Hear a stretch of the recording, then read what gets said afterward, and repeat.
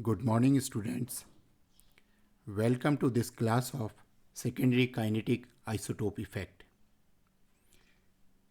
In our previous lecture, we had learnt about the meaning of kinetic isotope effect and its region.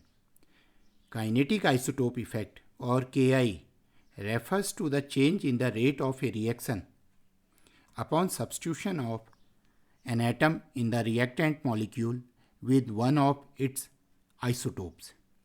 It is a technique which is used to determine the reaction mechanism by determining the rate limiting step and also determining the possible geometry of transition state. In our previous lecture, we had also learnt about the theory of kinetic isotope effect. This theory holds difference in the 0-point energies of different bonds responsible for appearance of kinetic isotope effect in a chemical reaction. In a simplified version of the theory, the difference in 0-point energy of CH and CD bond is responsible for kinetic isotope. Here it is a molecule of chloroethane. Let us say it reacts with NaOH to form ethanol. So in this reaction, as we can see, it is the CCl bond which undergoes cleavage during the course of reaction. Let us consider a case that we want to study kinetic isotope effect in this reaction. So what we should do? We should carry out this reaction by taking two reactants. In one reactant, this Cl should be lighter isotope, that is Cl35, and carry out the reaction and note the rate of reaction. And in second case, we should again carry out the similar reaction, just we have to make one little change in the reactant molecule. And that change should be that Cl atom should be heavier one, that is Cl35. So if we carry out the reaction and again note the rate of reaction and compare these two rates of reaction. The first one which was carried out by taking Cl35, that is lighter isotope, and second Cl37, that is heavier isotope. So this difference in the rate of reaction is called as its primary kinetic isotope effect. It is primary in nature because it is the CCl bond which is undergoing the cleavage, or in other words, it is the isotopically substituted bond which is undergoing cleavage. Let us take a second case. We want to study Ki of this reaction, but now we have taken a molecule where isotopic labeling has been done here. That means instead of protium, we have added deuterium. Then we want to study whether the presence of an isotope in the neighborhood of this bond undergoing cleavage will affect the rate of reaction. If we study rate of reaction in such a way, it is called as secondary kinetic isotope effect, because in this case study, the bond undergoing cleavage is still CCl bond, but it has not been isotopically substituted. Isotopic substitution has been made somewhere in the neighborhood of the bond which breaks during the course of reaction. Such a Ki is called as secondary Ki. So secondary kinetic isotope effect can be defined as the change in the rate of reaction due to isotopic substitutions at a site other than the bond breaking site in the rate determining step. For example, here is a molecule. This is CCl bond which is breaking during the course of reaction, and isotopic labeling has been done on the carbon which is somewhere in the neighborhood of the bond undergoing cleavage. So it is a case of secondary kinetic isotope effect. Now we know that the bond to the isotopically substituted atom doesn't cleave during the course of reaction in a secondary kinetic isotope effect. Here, in this molecule, the CCl bond undergoes cleavage during the course of reaction, whereas isotope has been placed on C1 or C2. So based on the position of isotopic substitution, there are two types of secondary Ki. First is the alpha secondary Ki, when isotopic substitution will be on the carbon which is undergoing cleavage, or alpha carbon with respect to the bond undergoing cleavage. And second, it is beta secondary Ki, when isotope is present on the neighboring carbon. Now we will learn about the alpha secondary kinetic isotope effect in detail. Alpha secondary Ki can be defined as the kinetic isotope effect observed when the label is placed on the carbon undergoing substitution. Here there is a molecule in which the CCl bond undergoes cleavage during the course of reaction. If kinetic isotope effect is observed when isotope is placed on carbon 1, if we place an isotope here, so it will be known as alpha secondary kinetic isotope effect. So alpha secondary Ki can also be defined as the effect that occurs when atom undergoing reaction has an associated isotope. Now we try to understand the theory of alpha secondary kinetic isotope effect. It has been observed that alpha secondary Ki is significant when the atom to which isotopic atom is bonded undergoes a hybridization change during the formation of the transition state. And also it has been observed that when hybridization changes from sp3 to sp2, that is, the reactant is in sp3 state and transition state is in sp2 state, the value of alpha secondary Ki will be greater than 1, or it will be called as a normal alpha secondary Ki. And when the change in hybridization is from sp2 to sp3, one can observe inverse alpha secondary Ki. That is, value of this Ki will be less than 1. The question comes, why is it so? How does alpha secondary Ki depends on change in hybridization from reactant to transition state? Let us understand it. Dependence of alpha secondary Ki on the change in hybridization was explained by Andrew Streeteweisser. The explanation was based on the 0-point energy difference of the two hybridized states, that is sp3 and sp2. In a solvolysis reaction like this one, that is, chloroethane reacts with NaOH to form ethanol.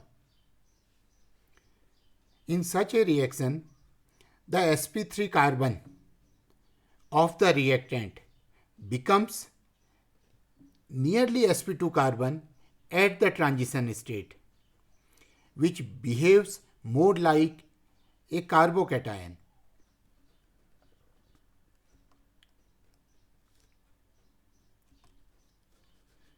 Let us understand it from the data of vibrational frequencies of sp3 and sp2 hybridized carbon. Here are three different modes of vibrations of sp3 and sp2 carbons and their vibrational frequencies. The first one is the stretching mode. For stretching mode, the vibrational frequency of sp3 carbon is 2900 per centimeter, whereas for sp2 it is 2800. Second mode of vibration is in plane bending, and the corresponding vibrational frequencies are 1350 for sp3 and same 1350 for sp2 carbon.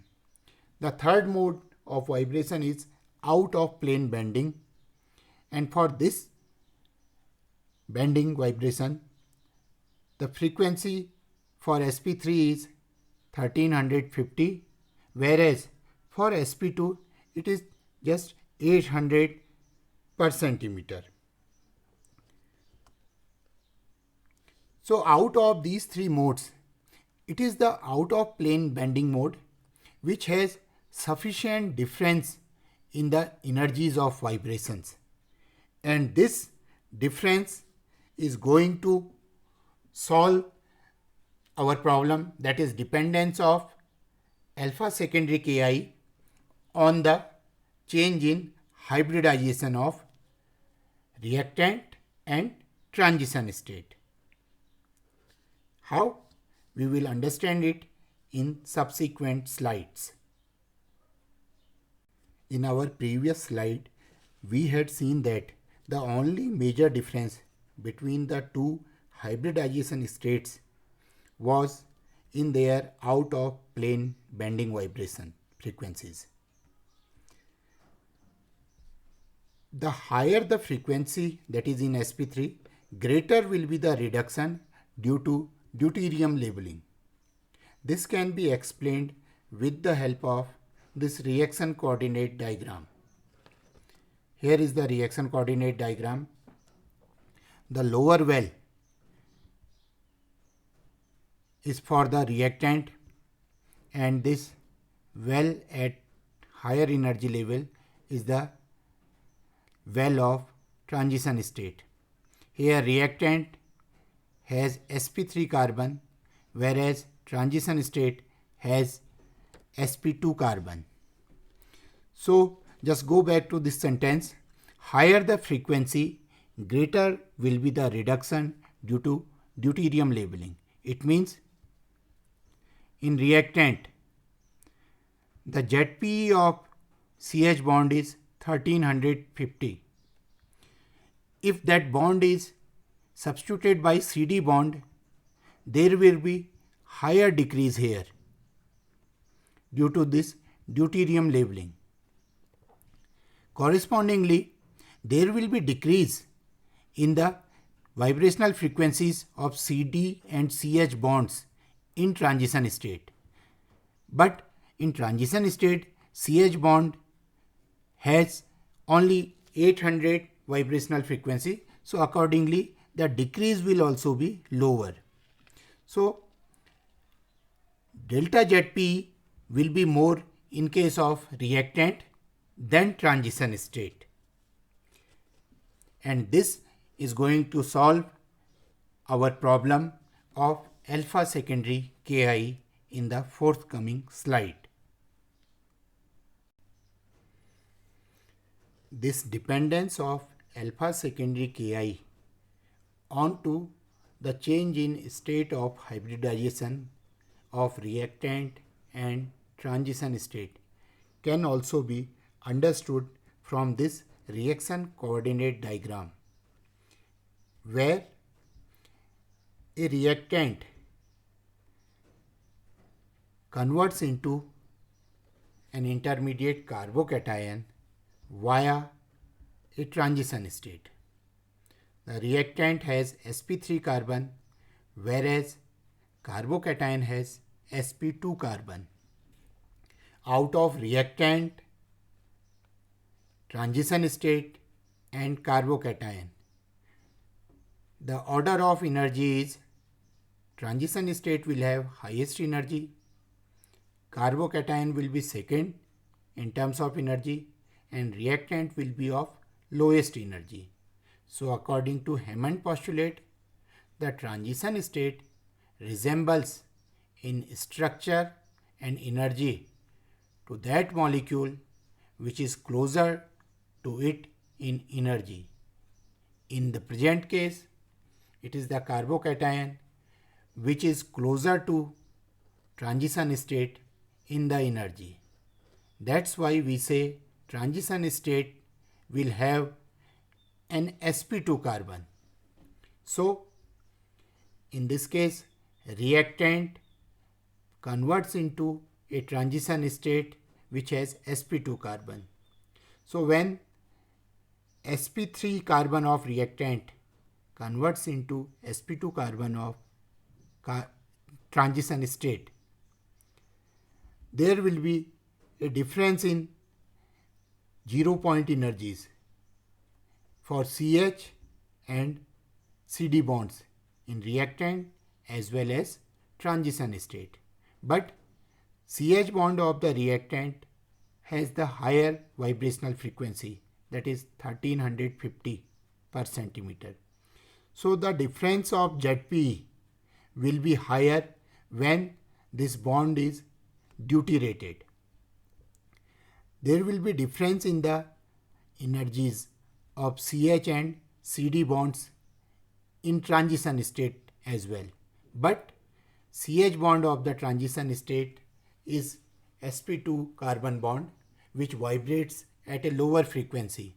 So delta ZP will be less in comparison to reactant.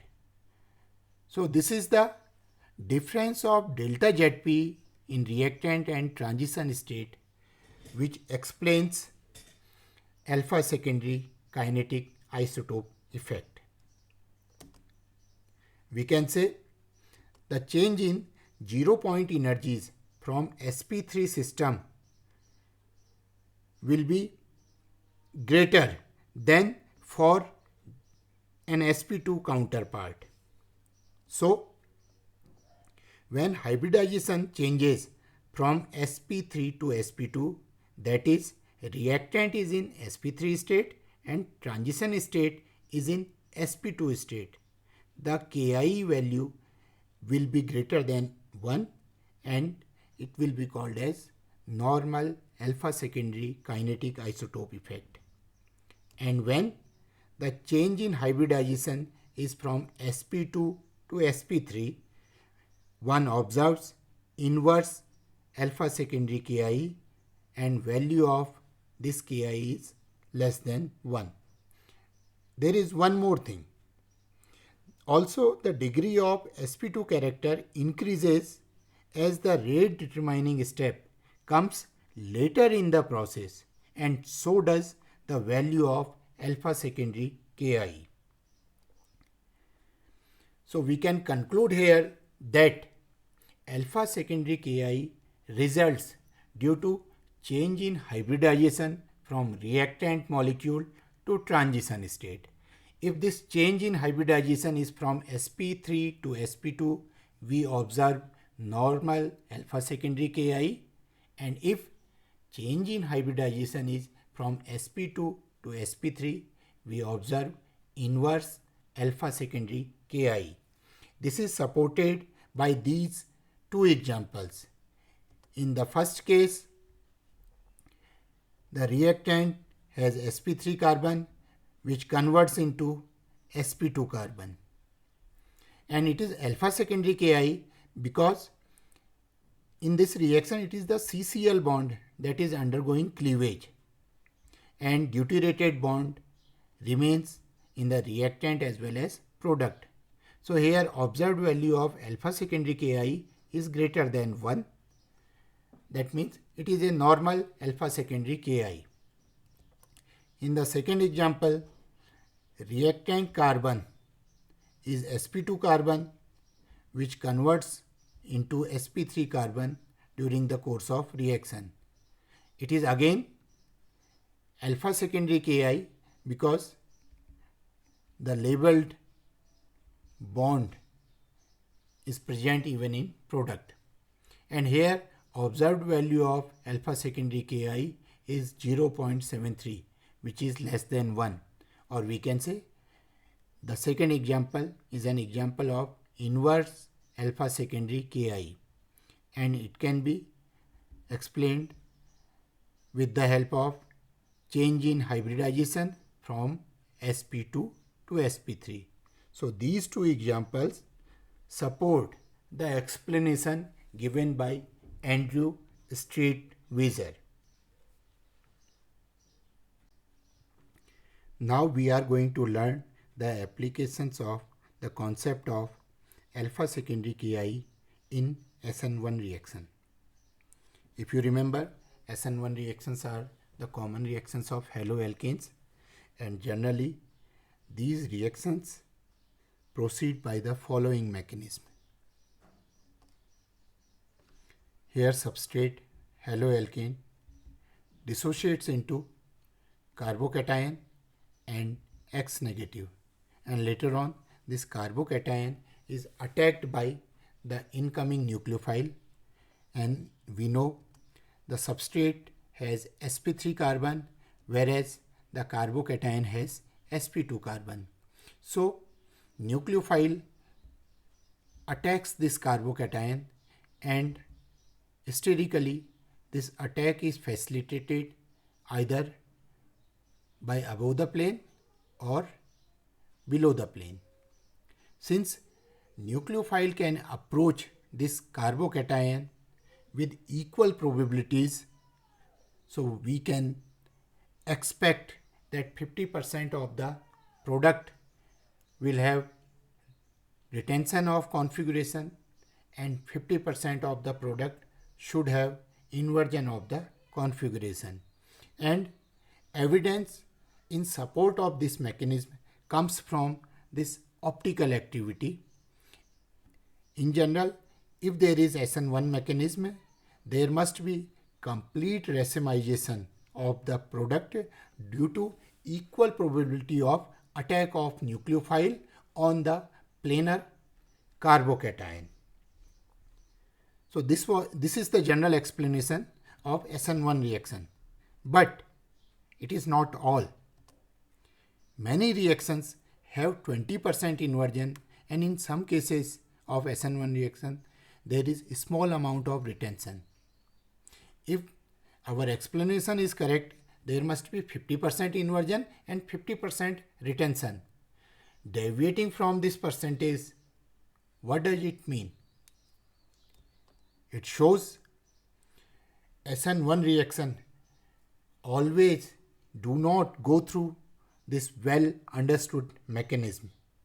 It shows that at least some of the products are not formed from the free carbocation but from the ion pairs, and according to this concept, SN1 reaction proceeds in this manner. Here the reactant 1 gives an intimate or tight ion pair 2, which gives loose or solvent separated ion pairs, and this solvent separated ion pair finally dissociates to give free ions or carbocation. Generally in our lower classes we study SN1 mechanism as Rx2, R positive and X negative, and we support it with the help of racemization of mixture. But our new concept tells that the resultant product can result from the attack by the nucleophile at any stage from 2 to 4. That means product may form when nucleophile attacks the intimate ion pair or solvent separated ion pair, or as it happens dissociated or free ion pairs. So there are three possibilities in SN1 reactions that we discussed.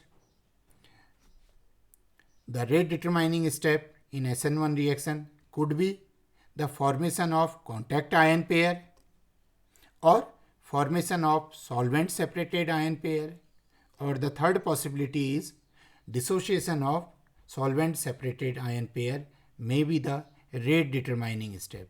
So first, second or third, any one can be the rate determining step in SN1 reaction. So what will be the actual rate determining step? It is decided by alpha secondary Ki.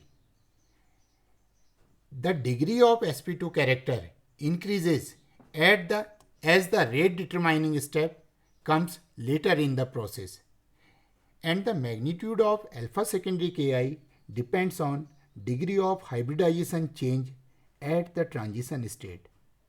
Higher the value of alpha secondary Ki means rate determining step comes later in the reaction. So, if alpha secondary Ki is around 1.15, it means the first step, that is contact ion pair formation, is the rate determining step. And if alpha secondary Ki ranges from 1.29 to 1.35, it means dissociation of solvent separated ion pairs is the rate determining step. This is how alpha secondary Ki helps us to understand the rate determining step in SN1 reactions. Let us now discuss the value of alpha secondary Ki in SN2 reactions. If you remember, SN2 reactions proceed via formation of a trigonal bipyramidal transition state. Here we can see in this structure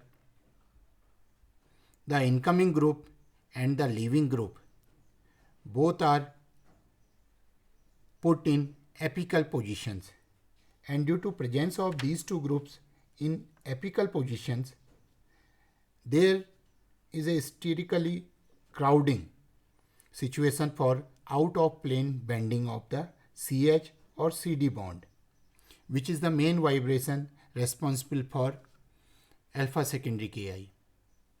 And since this vibration cannot take place due to this steric crowding, the delta Zp in transition state may become only slightly smaller compared to that of ground state. Or in other words, delta Zp in reactant and transition state will have almost similar magnitudes. And this similarity in the magnitude of delta Zp in reactant and transition state reduces the magnitude of alpha secondary Ki.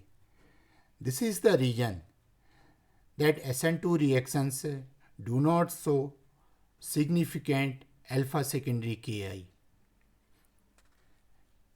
Or in other words, if we are considering alpha secondary Ki of a reaction and it is not showing a significant value of alpha secondary Ki, we can take it for SN2 reaction. This is how we can differentiate SN1 mechanism from SN2 mechanism with the help of alpha secondary Ki. So, dear students, this is all about alpha secondary Ki. Here are the references used to prepare this lecture.